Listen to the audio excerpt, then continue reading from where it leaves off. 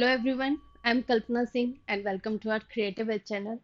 आज हमारा एक बहुत इंपॉर्टेंट टॉपिक है जिस पे हम आज बात करने वाले हैं, वो है avoid this mistakes for a drawing preparation. देखिए, स्टूडेंट्स जब भी कोई भी अपना स्पेशली ड्राइंग में कोई वर्क करता है तो उसके लिए वो सबसे बेस्ट वर्क होता है। बट कई ऐसी मिस्टेक्स होती हैं जो एक स्टूडेंट के अगर हम कंडीशन में देखें या एक स्टूडेंट के नज़रिए से अगर हम देखते हैं तो वो उस चीज़ को समझ नहीं पाता कि ये मेरी मिस्टेक्स है। तो आज हम लोग इसी मिस्टेक्स के ऊपर बात करेंगे कि क्या ऐसे पार्ट है ड्राइंग के जिनको हमें अवॉइड करना है ड्राइंग बनाते समय, और प्लस ऐसे कैसे प्रैक्टिस करनी है जिससे हम अपना बेस्ट वर्क दे पाएँ, बेस्ट ड्राइंग बना पाएँ, इस पे भी बात करेंगे। जो मिस्टेक्स हैं उन पे भी बात करेंगे कि किस तरह की मिस्टेक्स होती हैं और क्या चीज़ें हम लोग ध्यान नहीं रखते और हम कंटिन्यूअसली उसी गलत चीज़ों पे भी प्रैक्टिस करते जाते हैं। तो अब हमारा जो सबसे पहले हम लोग बात करेंगे कि हमारे टॉपिक्स कौन-कौन से हैं जो सबसे इम्पोर्टेंट हैं, और इन्हीं इम्पोर्टेंट टॉपिक्स में से हम लोग वो मिस्टेक्स निकालेंगे कि जिसको करने की वजह से स्टूडेंट्स के मार्क्स कट हो जाते हैं। तो सबसे पहले हमारे सामने जो 4 टॉपिक्स आपको दिख रहे होंगे, आपको दिख रहा है 3D कंपोजिशन, है ना? Portrait and decoding, perspective memory drawing and 2D design. ये हमारे 4 टॉपिक्स हैं। इन्हीं टॉपिक्स में से ज़्यादातर क्वेश्चंस आपके बनते हैं। क्वेश्चंस हमारे होते हैं 2, ठीक है? जो 50-50 मार्क्स के होंगे, और आपका टोटल होता है 100 मार्क्स का। तो 100 मार्क्स में से हमें ट्राई करना है कि हमारे 50 प्लस से भी ज़्यादा मार्क्स आए। तो सबसे पहले आज हम जो डिस्कशन करेंगे वो है हमारा first topic, 3D composition. 3D composition में हमें कौन सी मिस्टेक्स को अवॉइड करना है और प्रैक्टिस किस तरह से करनी है। तो हम लोग नेक्स्ट लेते हैं। आपके सामने 3 पार्ट नजर आ रहे हैं। एक हमने कलरफुल वाला लिया हुआ है, सेकंड ज्योमेट्रिकल का है, और थर्ड रिसेंटली आया हुआ अभी आपका जो ये वाला आप देख रहे हो, ये अभी रिसेंटली जो आपका एग्जाम हुआ था जेई प्रयाग का, उसका सॉल्यूशन है। अब इसमें क्या क्या चीजें हैं जो हमें ध्यान रखनी है। तो और सबसे पहले हम बात करेंगे मिस्टेक्स की, क्योंकि आप जितने बार मिस्टेक्स करते हैं उतना ही आप ज़्यादा लर्न करते हैं। तो मिस्टेक्स कभी बुरी नहीं होती, बट एग्जाम में बुरी होती है। तो हम लोग इसमें जो बात है हमारी, तो जब हम ड्राइंग की बात करेंगे, आप देख रहे हो आपके सामने कंपोजिशन है, 3D कंपोजिशन।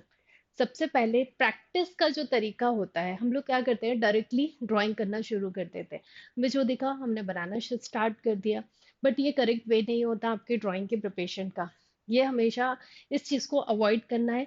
सबसे पहले जो इम्पोर्टेंट चीज़ है वो है कि हर एक ऑब्जेक्ट के 2D समझने की कोशिश करना है कि आप उसको 2D ड्रॉ करें। अब 2D होता क्या है, देखो आपके सामने एक बॉटल दिख रही है जो आपको 3D में दिख रही है। क्यों दिख रही है 3D में?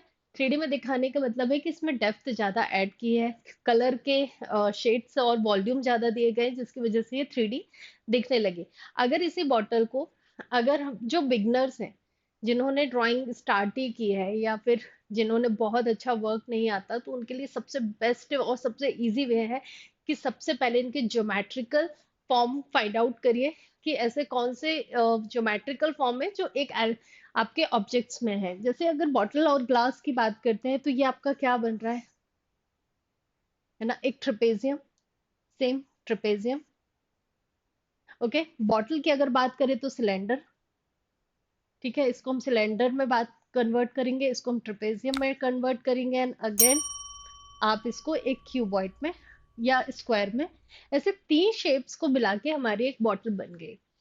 तो जब प्रैक्टिस का वे होता है, डायरेक्टली जो आप सबसे बड़ी गलती करते हो वो है कि आप डायरेक्टली मैन ड्राइंग बनाना स्टार्ट कर देते हो। बल्कि आपका जो सबसे फर्स्ट अटेम्प्ट होना चाहिए वो है ज्योमेट्रिकल शेप्स को कनेक्ट करके देखना। तो इस तरह से आप जब प्रैक्टिस करने बैठे तो सबसे पहले ऑब्जेक्ट्स के ज्योमेट्रिकल फॉर्म को डिवाइड करिए, कितने उसमें फॉर्म आ रहे हैं। जैसे बॉटल में हमने 3 देखे, ओके, 1 2 3, ये 3 शेप से मिलकर आपकी एक बॉटल बनी है। तो सबसे पहले प्रैक्टिस में आपको ज्योमेट्रिकल शेप्स उसमें फाइंड आउट करना है। सेकंड, जब कलर की बात करते हैं तो कलर करने का एक तरीका होता है। आप देख रहे हो कहीं पर भी बहुत ज्यादा कहीं व्हाइट स्पेस नहीं दिख रहा, जहाँ कलर है बहुत अच्छे से मिक्सिंग है, वो कलर करने के तरीके क्या होते हैं। जो मोस्टली स्टूडेंट होते हैं उनका एक ही वे होता है कि या तो वो पेंसिल के पॉइंट को लेके इस तरह से फिल करना शुरू कर देते हैं, जो कि गलत है। जब आप इस तरह से फिल कर रहे हो, ओके, आप ऐसा कर भी सकते हो, बट उससे क्या होगा, आप देख रहे हो इसमें बीच में एक स्पेस खाली दिख रहा है। अगर आप इसमें अगेन इसी तरह से फिल करोगे, जैसे मैंने फिर किया, देख रहे हो आप बीच में फिर से गैप नजर आ रहा है, एक हल्के हल्के से वाइट स्पेस नजर आ रहा है। इसको फिल करने के लिए हमें क्या टेक्निक यूज करनी चाहिए? देखिए, जब प्रैक्टिस करें कलर की, कुछ भी फिल कर रहे हो, आपको जब आप हैचिंग करते हो तो हैचिंग के बाद आपको स्क्रिबलिंग करना चाहिए। स्क्रिबलिंग से कैसे मतलब है कि इस तरह से फिल करना, तो जो भी वाइट स्पेस होगा वो आपका स्क्रिबलिंग के थ्रू फिल हो जाएगा। तो दो टाइप्स के आपको कलर फिल, देखो फर्स्ट आपको, जो आपको सबसे बेस्ट तरीका है ड्राइंग की प्रिपरेशन करने का, वो है ज्योमेट्रिकल फॉर्म को डिवाइड करना एक ऑब्जेक्ट में, कितने ज्योमेट्रिकल फॉर्म से बना है। सेकंड, जब आप कलर की प्रैक्टिस करते हो या पेंसिल के शेड्स को फिल करते हो, तब आपको ये दोनों टेक्निक यूज करनी है, हैचिंग एंड स्क्रिबलिंग। ओके, तो अब हम आते हैं नेक्स्ट अपने ज्योमेट्रिकल। अब इधर पे, अभी यहाँ पे कलर और ज्योमेट्रिकल शेप समझ लिए। अब इन तीनों चीजों में एक चीज कॉमन दिख रही है, वो है कंपोजिशन। कंपोजिशन का क्या मतलब होता है? कंपोजिशन का मतलब होता है कि कोई भी जो भी आप ड्राइंग बना रहे हो उसका अरेंजमेंट बहुत इंपॉर्टेंट होता है। नेगेटिव एंड पॉजिटिव स्पेस बहुत इंपॉर्टेंट होता है। तो जब भी आप एक कंपोजिशन क्रिएट करें, जैसे कि इसमें दिया है 3D कंपोजिशन, आपको जब 3D कंपोजिशन का पार्ट दिया जाता है या आपको क्वेश्चन आता है, तो उस कंपोजिशन का अरेंजमेंट सबसे इम्पॉर्टेंट पार्ट है। अरेंजमेंट करने के लिए आपको बेसिक रूल्स पता होना चाहिए कंपोजिशन के। जैसे कि आपने यहाँ पे एक ज्योमेट्रिकल शेप दिया, अगर आपके पास ये सारे शेप्स को दे दिया जाता तो आप कैसे भी अरेंज कर दोगे, बट ये गलत वे है। आपको उसको इतना सिस्टमेटिकली अरेंज करना है ताकि वो एक स्कल्पचर, आपने देखे होंगे ना क्वेश्चन की, जब भी वो कुछ भी एज अ 3D कंपोजिशन का फॉर्म क्रिएट करने को बोलते हैं या फिर कोई क्वेश्चन को पूछते हैं, तो वो एक स्कल्पचर की डिमांड करते हैं। स्कल्पचर ना भी हो तो हमारे थॉट्स में ये चीज होनी चाहिए कि उसको इस तरह से बनाना है कि वो एक अ, अपने आप में एक आकृति या एक आप बोल सकते हो कि मतलब एक फिगर क्रिएट हो। तो वो फिगर कैसे क्रिएट होगा? वो फिगर तभी क्रिएट होगा जब आप उसको सिस्टमेटिकली अरेंज करेंगे।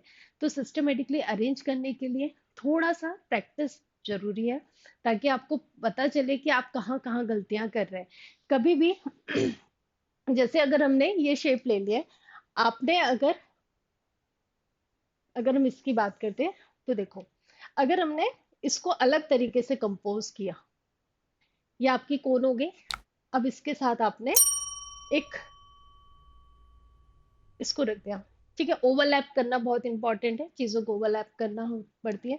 और अगर आपने हेक्सागोन को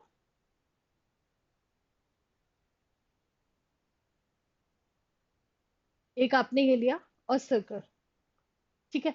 अगर इसके बीच में गैप आता है, आप देख रहे हो इसके बीच में गैप आया, तो ये दो सेपरेट कंपोजिशन हो गए, आपको अलग ही दिख रहा होगा।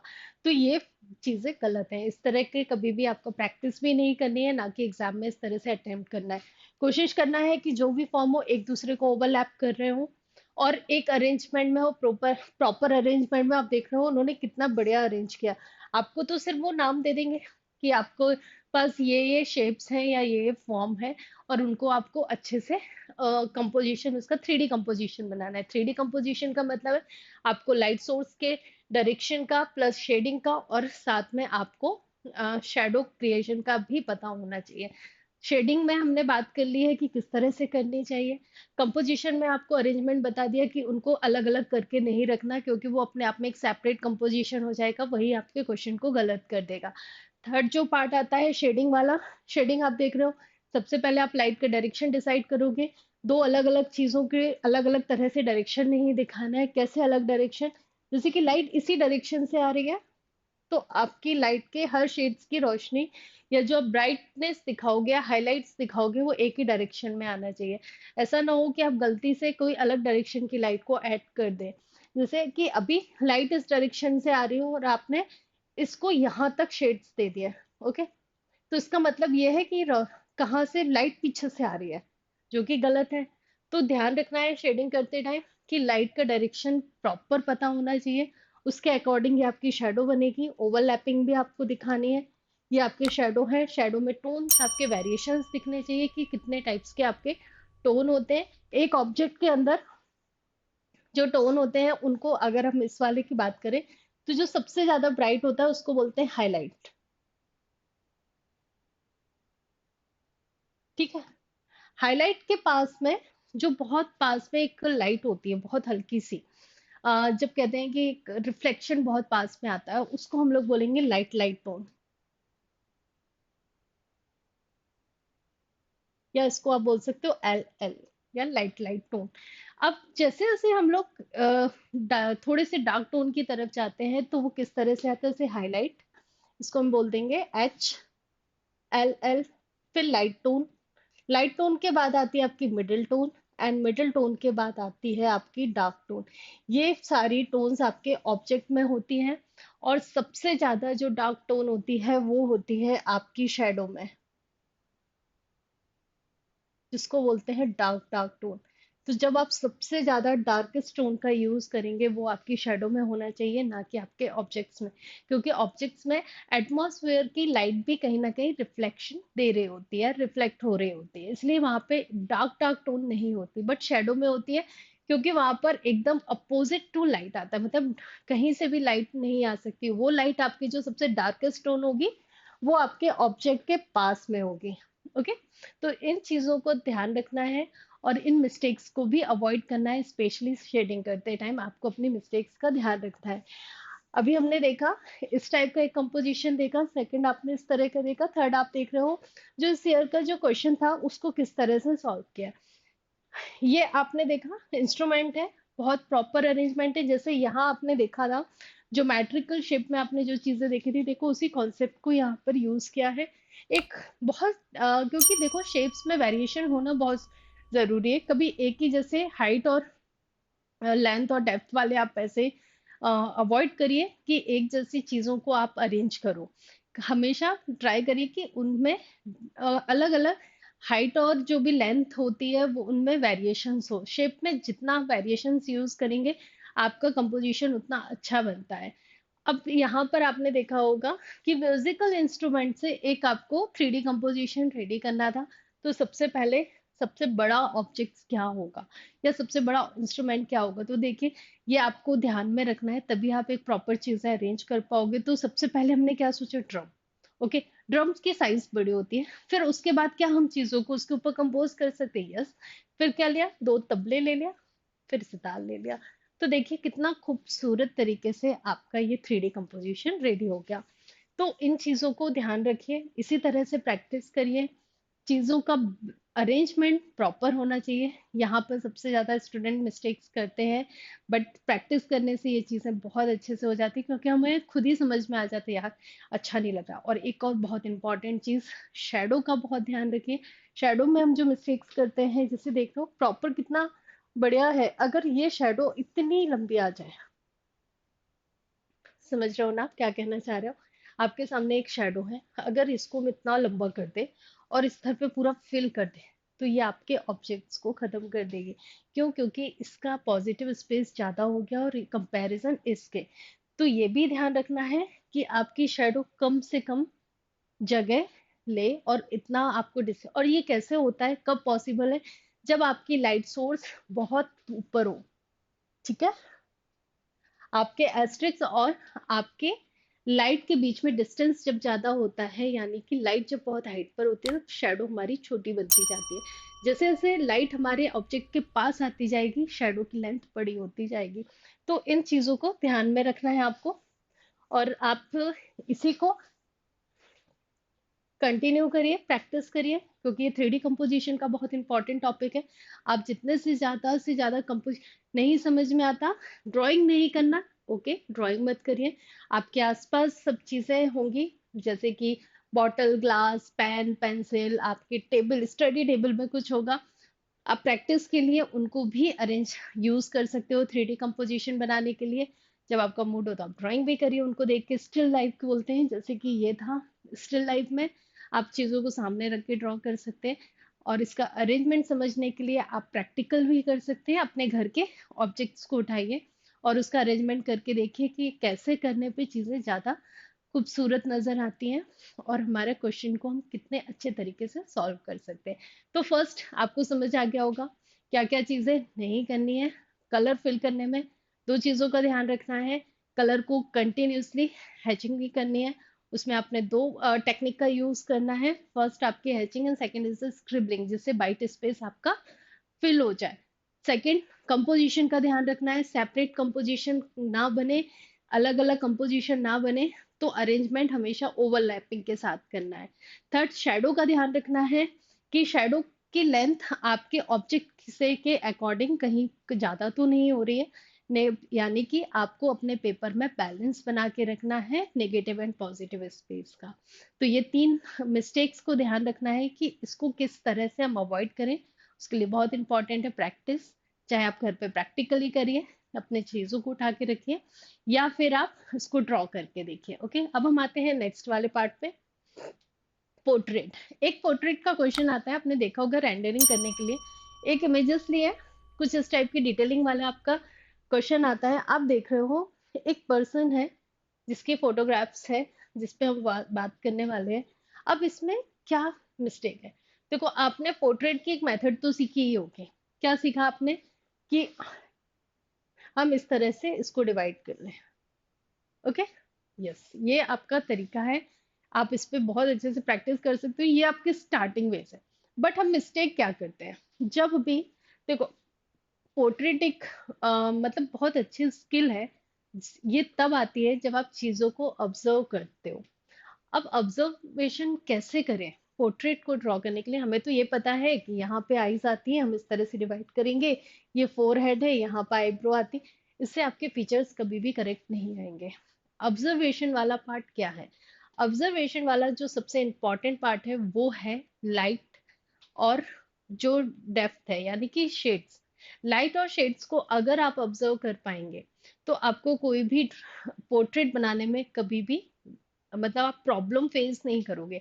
अब ये होता क्या है, किस तरह से हम पोर्ट्रेट में ये सारी चीजें देखते हैं? देखो, आपके सामने एक पोर्ट्रेट है, हमारे सामने भी, मतलब बहुत 5 मिनट आप देखेंगे, हमें पता है कि देखो, इसको क्लीन कर देते हैं। स्टार्ट करते हैं हम सबसे पहले डिस्टेंस को मेजर करना, डिस्टेंस को समझना। अब डिस्टेंस को कैसे समझेंगे? अब आपने देखा कि एक पर्सन ने इतना कैप पहना है, ओके, जब आप इसको इनलार्ज भी करेंगे तो भी ये बेस्ट टेक्निक है। आपने अपना स्पेस ले लिया कि इसमें मुझे अपना पोर्ट्रेट क्रिएट करना है, ठीक है। अब इसमें सबसे पहले आप देखोगे कि इस स्पेस के बीच में और कैप के बीच में कितना डिस्टेंस आया। आप सबसे पहले उस डिस्टेंस को लेंगे।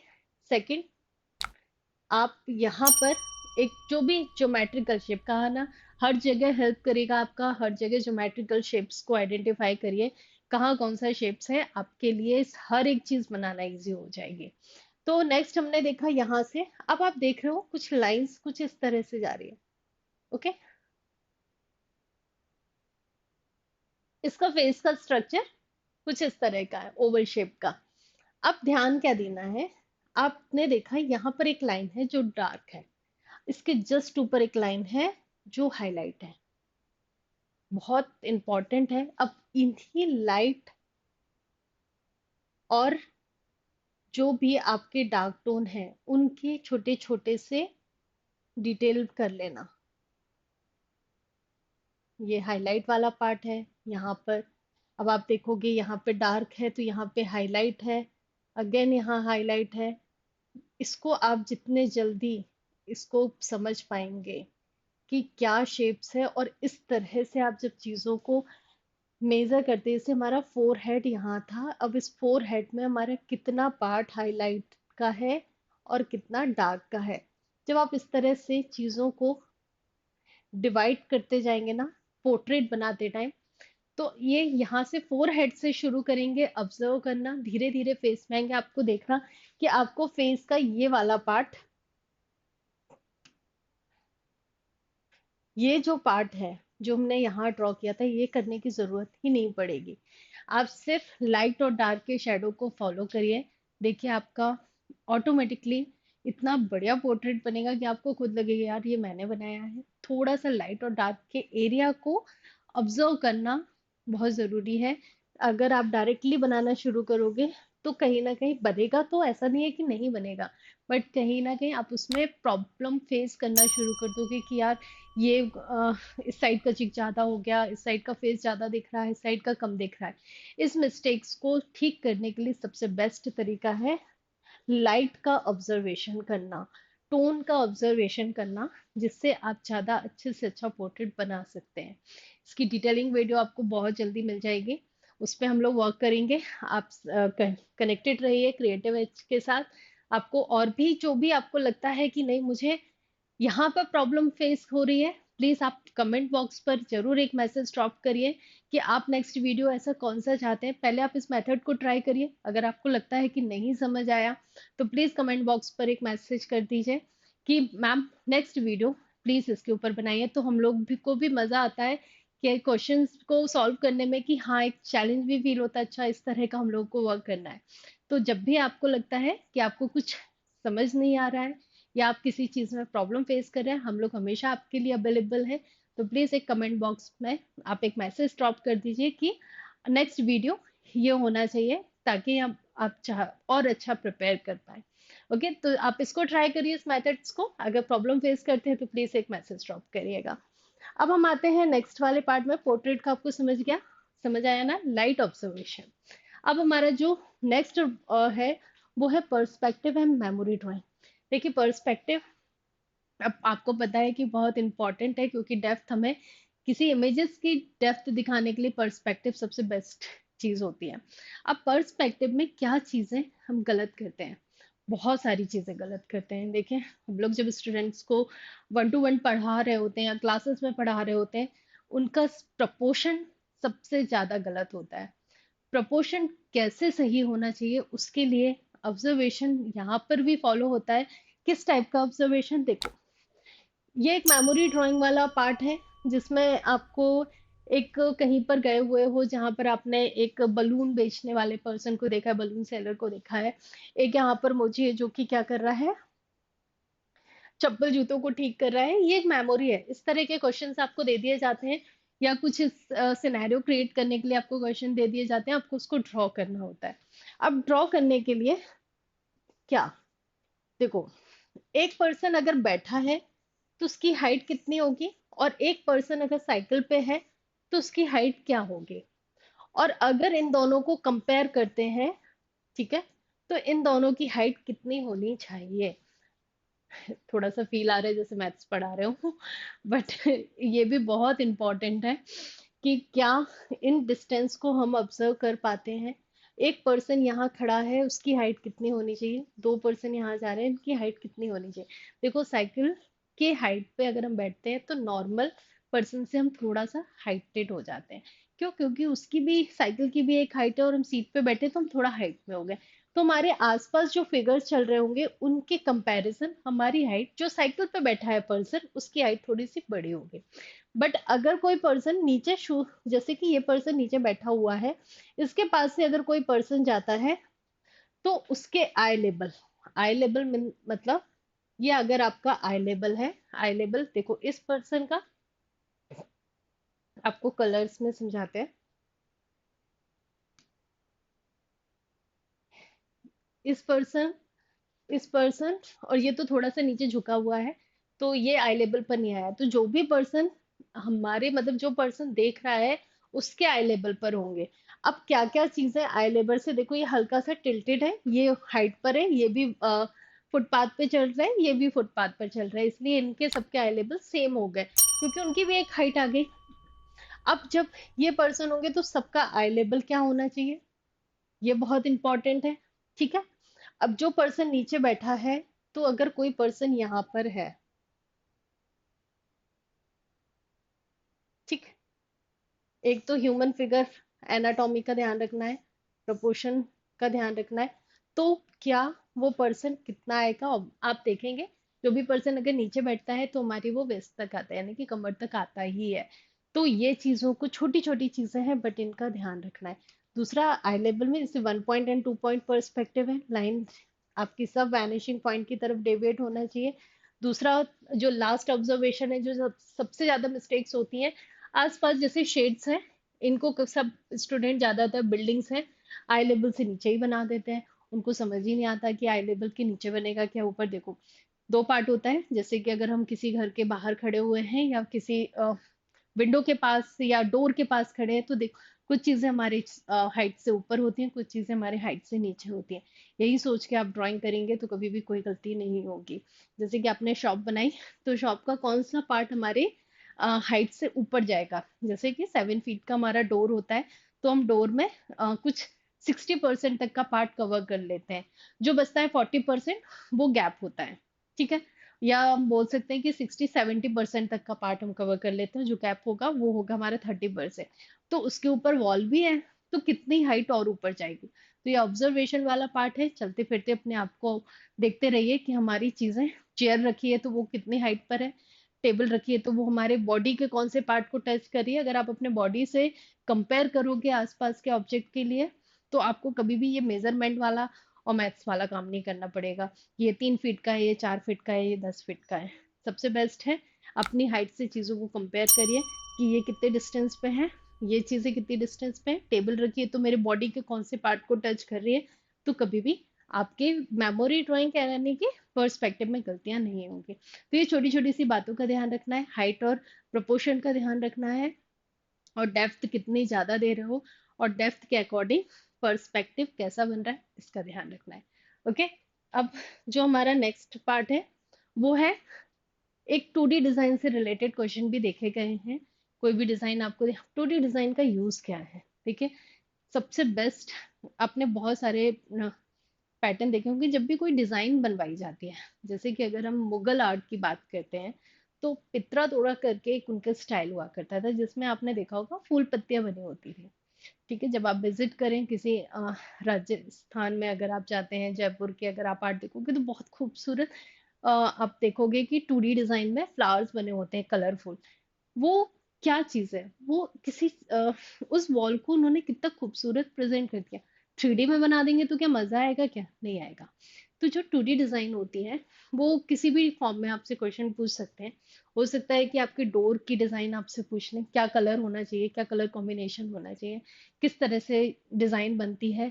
ये कॉन्सेप्ट आपके 2D डिजाइन में आते हैं।